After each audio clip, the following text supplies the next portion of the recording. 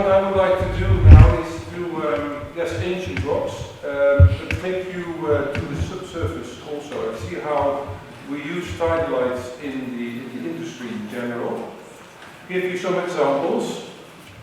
And some, let's say, ideas and suggestions and things that we are working on that we are interested in the subsurface to understand, because one of the key things is to really make sure that we bridge the gap between all the very good and excellent academic work that we're doing in the ancient and in the modern, and bring that to an application in the subsurface. So that is my main line of the talk here. Sorry, Alan. Yes. Before you start, I forgot to mention, please don't take photos of the presentation, just for... Yes, it's a legal thing, sorry for that. It's just, Okay. Also working for our own company, they are a little bit... Sorry, Alan, that's for me. Okay, so what I will do is go through 4 topics in this order, and there will be numbers on the slide, so hopefully you can follow that.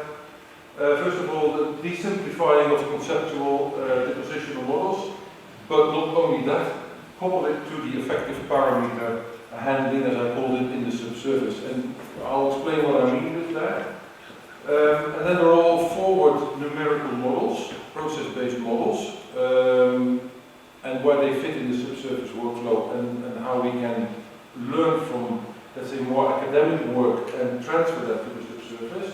I think there's a major area there for development.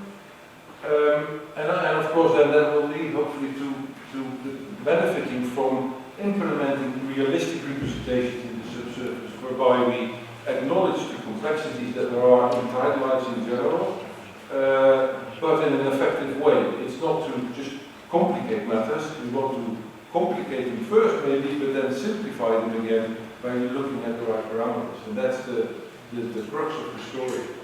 And also show you some example of current issues that we have very much. The CO2 storage, for example, tidal influence, tidal dominated tidalites systems are very much a focus for CO2 storage projects. So I thought I would mention that as well and show the application in that area.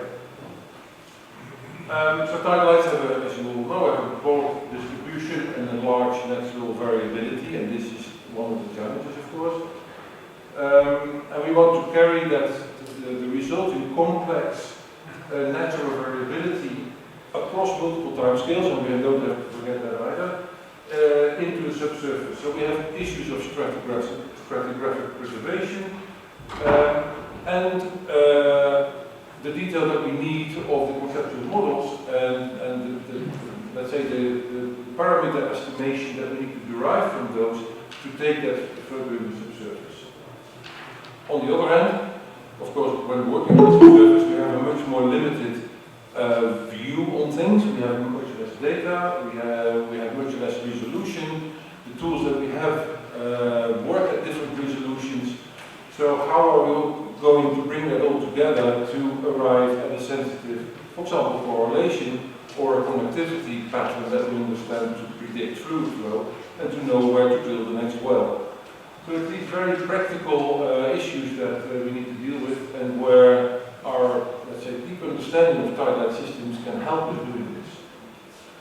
So, and sometimes, because of all of this, all the knowledge that we have about tidal systems, modern and our rock in particular, is not always used in the subsurface to the extent that we maybe could do that.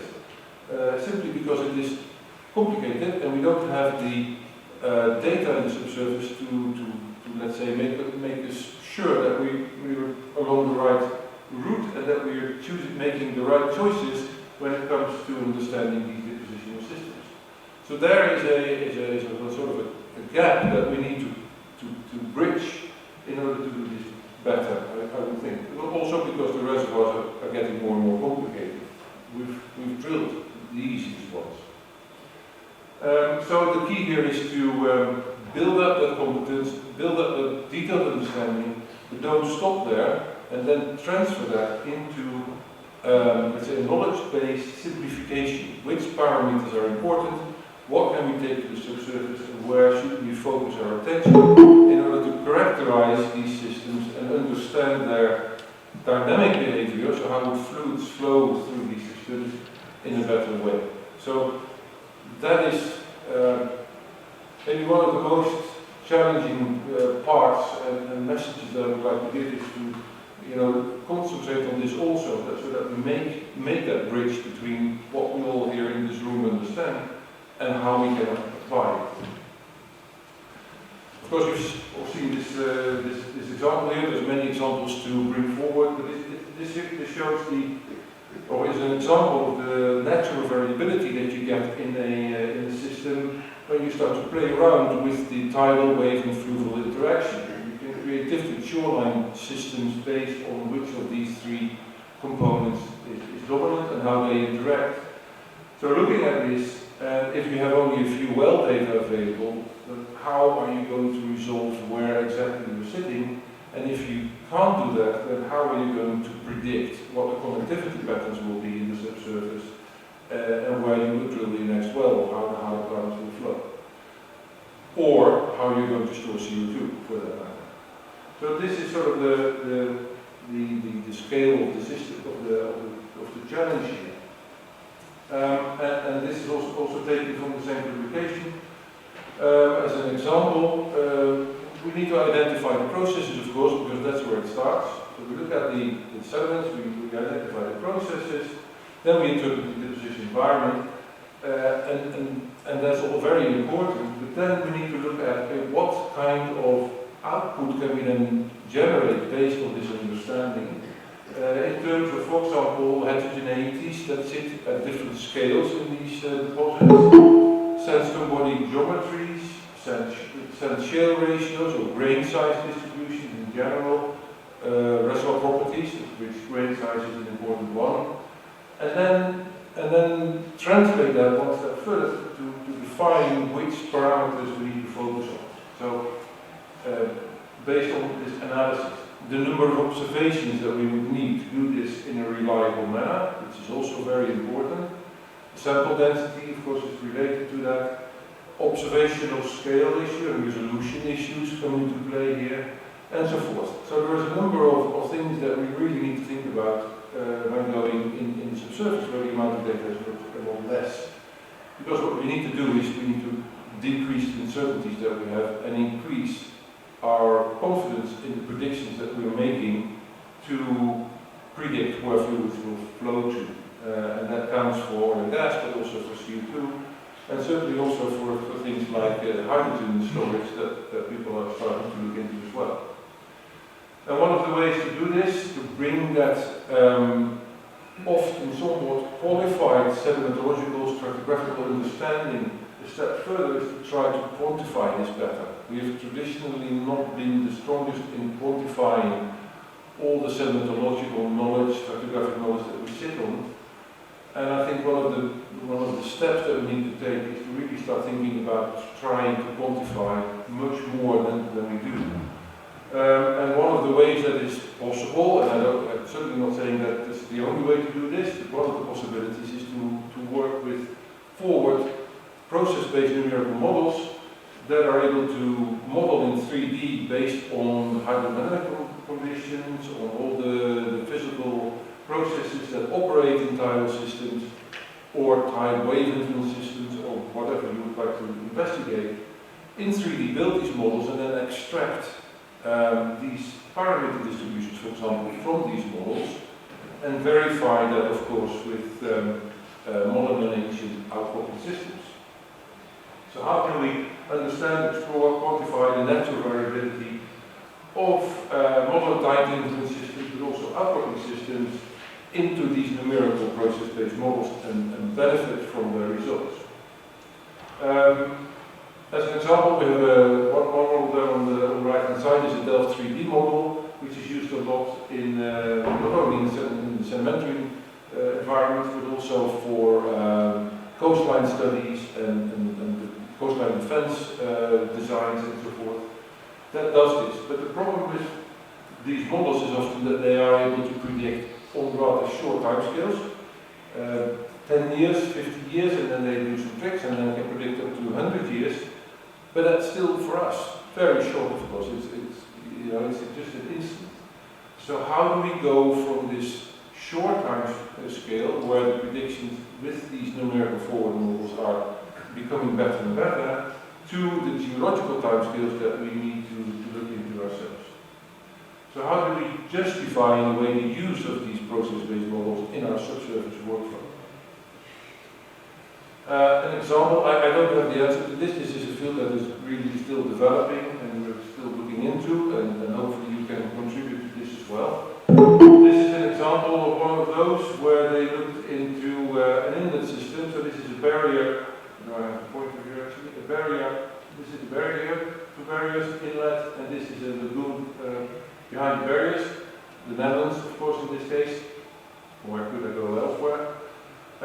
Where they did this, so they built a Delft 3D forward model to look at the bathymetry and to look at and calculate the productivity of the sediment pathways that occur in such a model.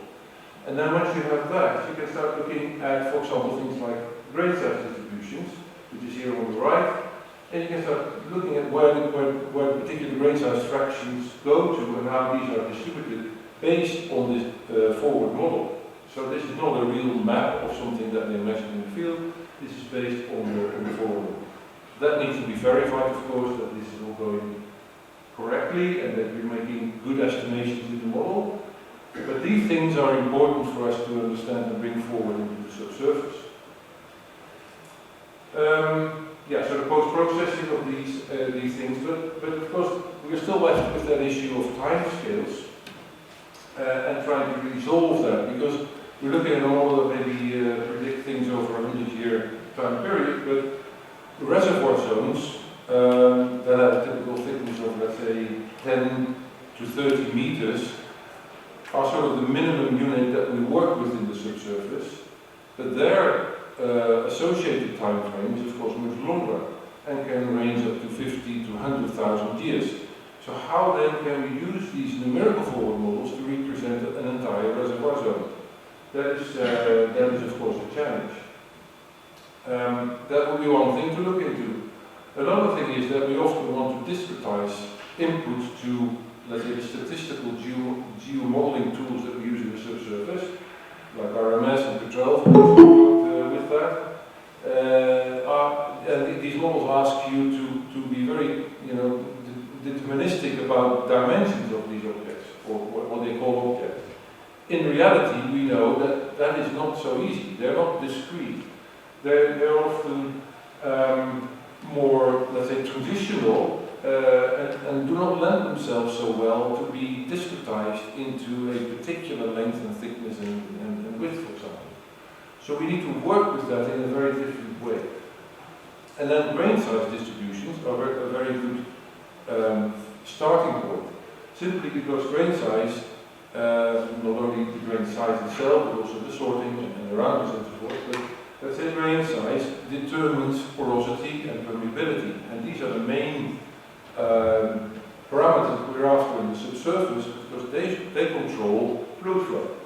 So if we can use grain size as a starting point and then work with that and not discretize that, but use functions that show the distribution of these grain sizes, then we are moving forward to something that we can implement in the subsurface, and we can create multiple realizations, not just one, but we run a whole series.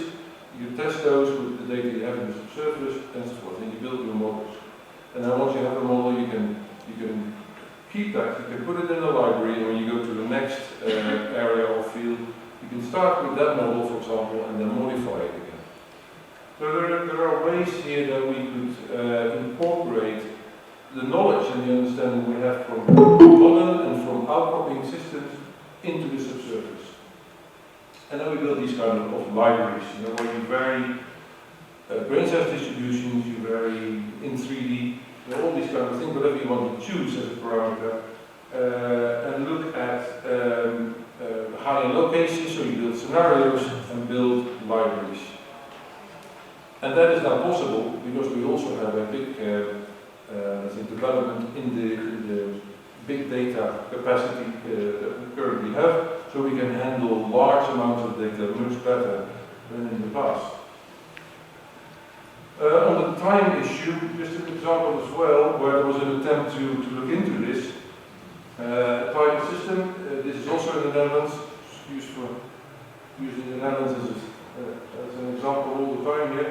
But this is the modern Rijn-Maas system, debugging here in the North Sea at Rotterdam, Holocene. But this was the trajectory that the river took in the Amiens, and it debouched in the North Sea much more to the north. Amiens is about 15,000 years ago. The Holocene we take for 5,000 years ago.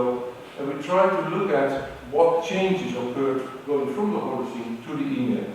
And they're quite comparable in the way these systems work. We have a reasonable control on the stratigraphy and on the sediment distribution and the geographies there.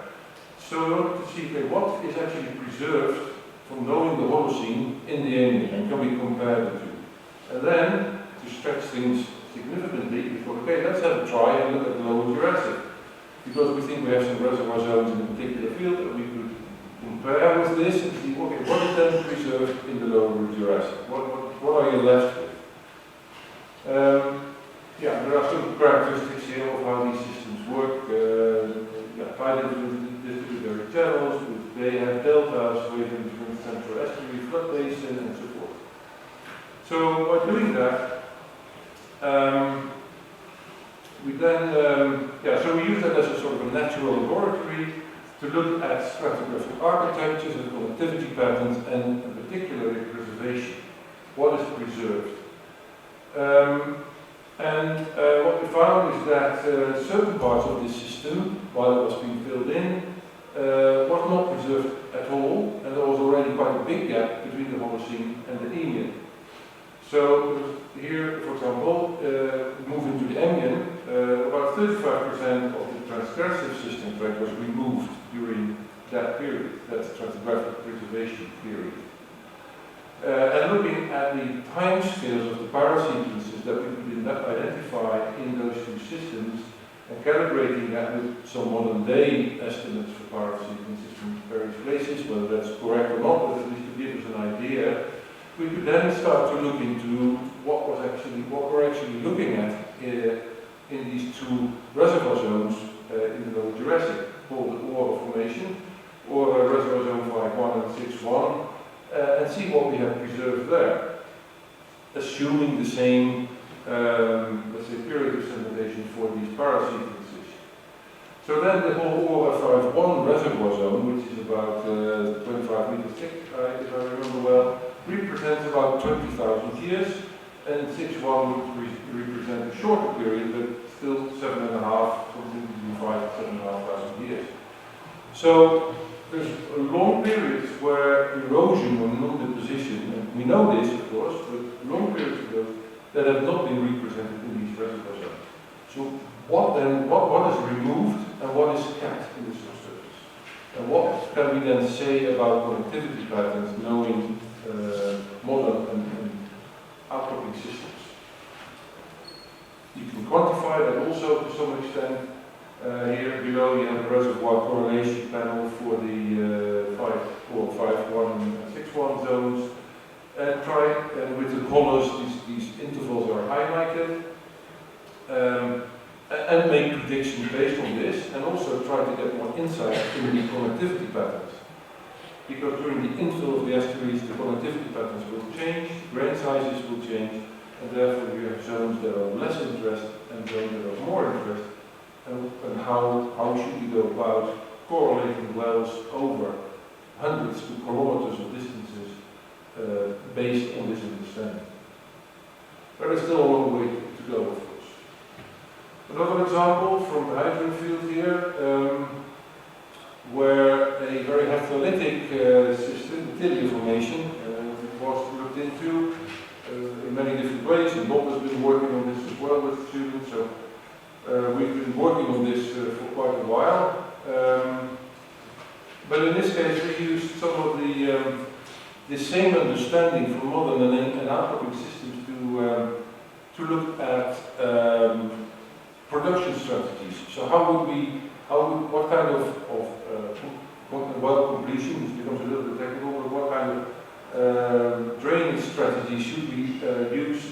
kind of systems.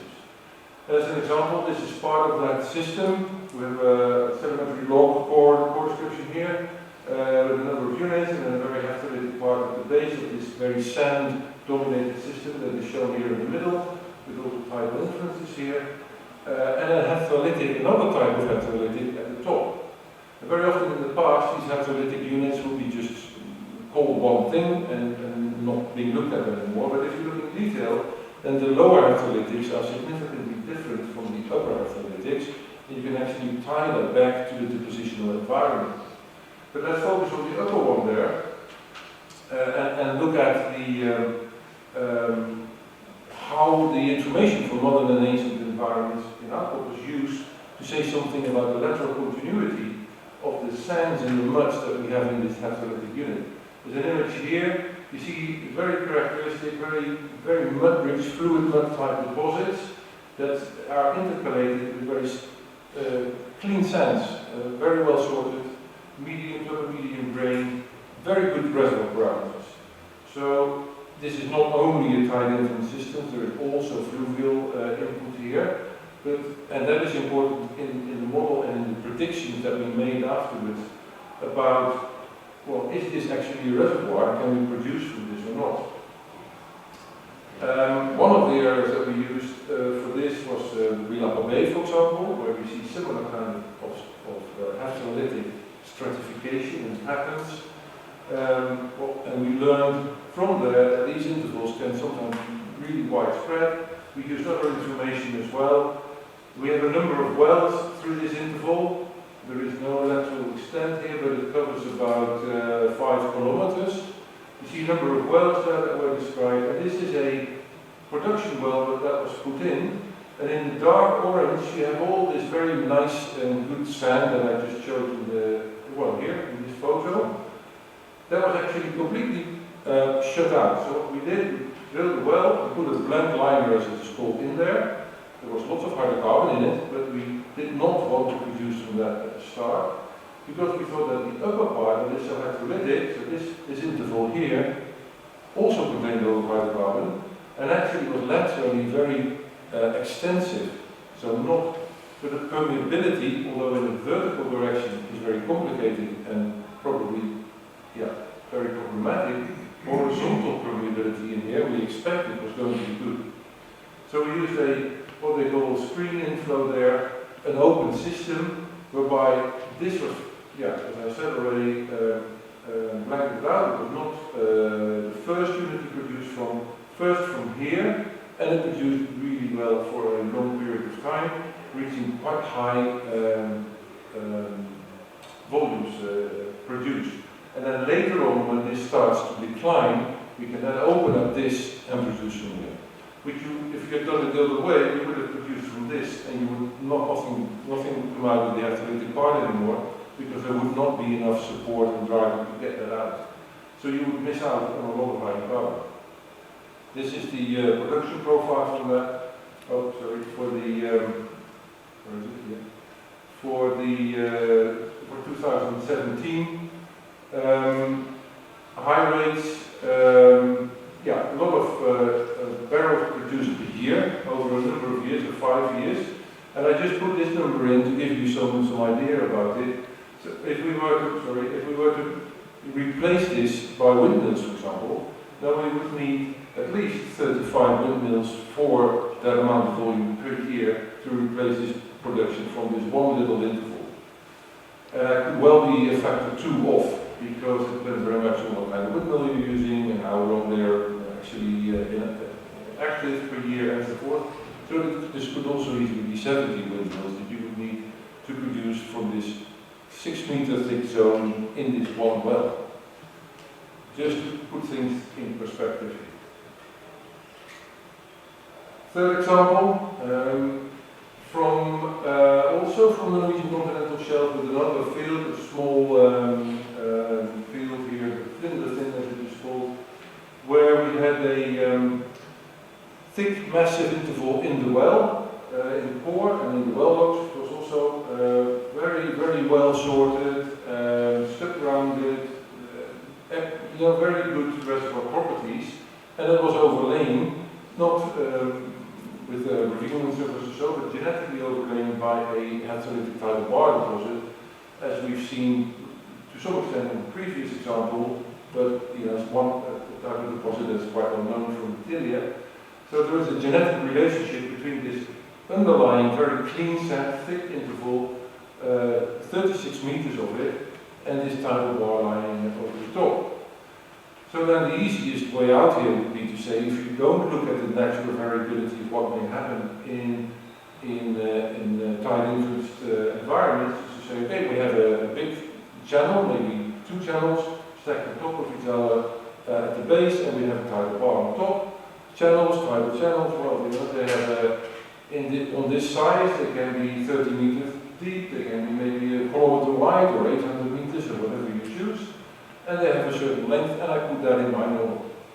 And off you go, build the reservoir model. But is that really the case? And I'm not saying that the answer is now in the slides, but this would be an alternative interpretation for this.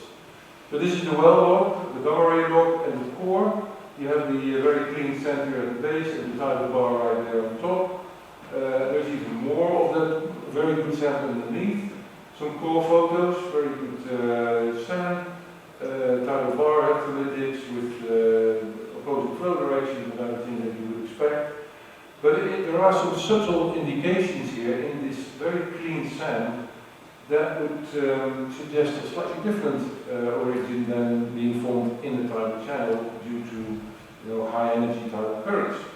One of those is this what we call, or what is known in literature as space elimination. There are a few other things associated with this that led the people who worked on this to interpret those as bank collapse features coming off tidal bars in big estuaries. So they're not formed in the estuary as a tidal channel, but they're formed as collapse features that came off the bar, off the side of large bars in those estuaries, forming these very thick successions. And probably that happened more than once, piling up quite a bit of sediment in that estuary, in those channels. This is a map that was made of one particular collapse feature, and you see the erosion of scar, if you want, here, and the deposit of sand in the channels. And of course, not everything will stay there. About a third is later on eroded off and deposited elsewhere, but quite a large volume remains in place in that location, and that's what we drilled. And there are also outcrop examples of this in similar environments that look like this, where you have the tidal bar deposits underneath, and then they breach, they sort of collapse along the margins, and a lot of sediment slides down, well, as a turbidite kind of system, into the deeper part of the estuary. These things have been mapped quite well, that's why I use the Netherlands, because there's a lot of shipping going on, and it's important for our economy to keep these waterways open, so a lot of mapping has happened over a long time. And among others, these bank collapse features have been mapped quite carefully over a long period of time. What you see here with all the blue dots are bank collapse features that have both length, width and thickness associated with them. And we can start to calculate and see what the length and width, for example, relationships are. And they're actually very localized features that have no lateral extension, a couple of 100 meters maybe, are very thick, but in terms of dimensional properties behave very differently from the channels that we would normally put into our subsurface RMS models. So you would end up with a very different connectivity pattern and architecture than what hopefully reality would dictate. So you need to understand very carefully the depositional environments for these tidal systems to be able to take the information into the subsurface. Yes? Only 4. Oh. Right, then what is good for last topic? CO2, just a few images here. This was all about oil and gas, but of course, in the energy transition, how are we going to deal with that? And CO2 storage is going to be an important, let's say, means to reduce our emissions. and make sure that we transfer to another energy-based society than we have today. And at the moment, what is quite evident from earlier work that was done by various oil companies, Equinor as well, is that the tidal systems, Tidalites in general, are very good systems to store CO2. And I'll show some examples of that. But again, there the issue, of course, is okay, how does the architecture, how do the heterogeneities, how do the grain size distributions and so forth sit in that subsurface volume, and how can we optimize that CO2 storage? So again, detailed sedimentological, stratigraphic understanding of tidal systems is really needed here to make the best predictions and to know exactly where to put your CO2 injector well, and how the CO2 plume will migrate through the subsurface and ultimately be captured in the area where you would want it to be captured, for oil and gas, but it's just the other way around. This is an example from the Slidner formation here, and the Snøhvit. You see the well here, the injector well, and with all these colors is the CO2 plume that migrates up through the stratigraphy in this tidal-dominated system, the Hugin formation. And it sits where we would expect it to sit. Of course, when we started with this, we didn't know exactly what would happen, so we've been monitoring this very carefully. But now, in hindsight, you can actually see that the CO2 behaves according to where we think are the heterogeneities and the stratigraphic architectures. So we can use that information to go forward and predict in other places. Snøhvit, the same situation, but this is a plan view map. And if you look carefully, this is a bit deep, so the seismic isn't really optimal. But what you see are the channels here, and what we interpret as bars, mouth bars, sitting at the end of these channels. The black lines are faults, so forget those for a moment. And the CO2 migrates through these channels and fills these channel sands and the mouth bar sands quite systematically through the Snøhvit. So the idea of multiple scale heterogeneities, architectures of elements, architectural elements that sit in the tidal influence and tidal dominated systems, and systematize those in a hierarchical system is what is captured in this image. It's a little bit of a busy image, but it summarizes what I've hopefully been illustrating, that these heterogeneities that are called pore scale, lithophasic scale, facies, associations, and so forth, can actually be quantified and understood and put in context, and they behave, at least to some extent, predictably.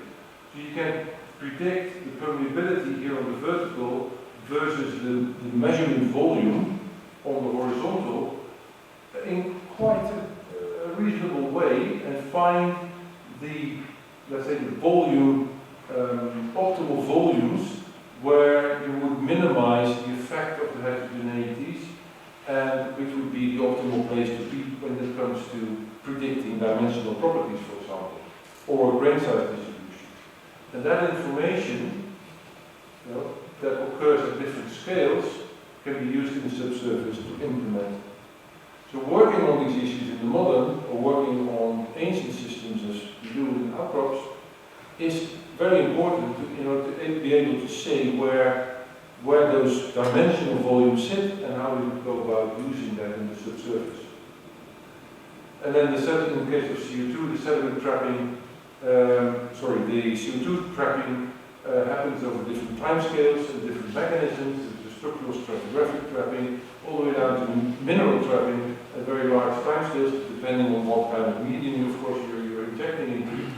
And they are all important to understand and capture the CO2 over longer timescales, because we don't want to have the CO2 back on the surface again. So, in summary, details of tidalites, they matter a lot. So the more you understand, the better it is, but you shouldn't stay there. You should also help the industry to then, let's say, define the key parameters that need to be looked into and that need to be taken forward in the subsurface workflows in an, let's say, an intelligent manner, which comes from all the studies that you are doing. So help the industry in doing this, basically, that's what it is about. And the industry, of course, needs to be aware of what is going on in more academic world, and understand how these details actually matter for the work that they are doing.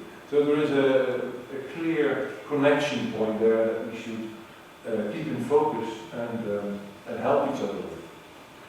Because if you're a reservoir engineer, you build models, you build grids that you use to predict how flow will go from one grid cell to the next and so forth. You put in some heterogeneities, maybe, the geologist tells you where they sit, but they think in grid cell terms, they don't think geology. So all this geological heterogeneity, that's a nuisance to them. They don't want to have that, they want this. And that's not wrong or so, that is just the way a reservoir engineer needs to work. The geologist thinks like this and is not concerned about the reservoir engineer. But that is very important if we are going to succeed in all the challenges that we have. So we need to meet somewhere so that we don't stay on our little mountain top, as a Tidal sedimentologist, but that we actually connect so that we don't lose all the value that is there to be gained and to be used. Not only value in terms of money, but value for the environment, value for our future. And that's it.